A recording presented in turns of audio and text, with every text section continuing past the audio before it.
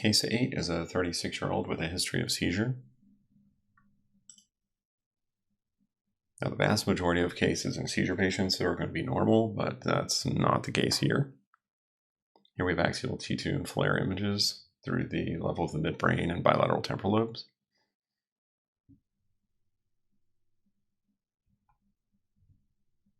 Here's diffusion and ADC, just so you can take a look.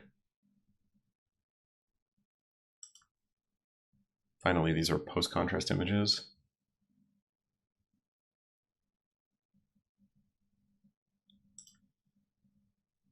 For this one, I'm going to ask you to come up with a differential because you may not be able to differentiate the two. So think about your top two.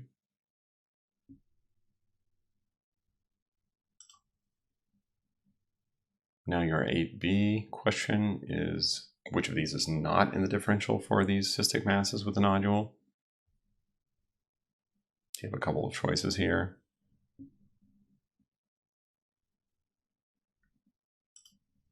In this case, what we're looking at is a ganglioglioma. Most of the times these are low-grade gliomas that occur most commonly in the temporal lobes. They're the most common neoplastic cause of epilepsy. Frequently you'll hear that they have an enhancing nodule. That's the classic kind of textbook thing that you'll hear differentiating from a DNET. You can have a little bit of calcification as well. I will tell you that it's very difficult to differentiate from a DNET in real life, but if you see on a test and it's enhancing, it's probably a ganglioglioma, and if it's not enhancing, it's probably a DNET, so just keep that in mind. Here you see on the T2 and FLAIR images, you have this mixed solid and cystic mass in the medial temporal lobe here in the hippocampus. There's a little bit of abnormal FLAIR surrounding it, but not too much. On post-contrast, you see minimal, if any, enhancement. There might be a little bit of linear enhancement in here. Mostly it's a predominantly cystic mass in the temporal lobes.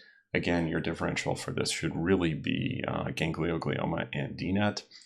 But there are other things that can occur that look like this, like pilocytic astrocytoma or pleomorphic xanthoastrocytoma or PXA. Here, for your question 8B, your answer, this is the one that does not fit this pattern, is medulloblastoma. These are aggressive-looking, avidly enhancing tumors of the posterior fossa. So most of the time, they're going to be very solidly enhancing and have markedly abnormal diffusion as well.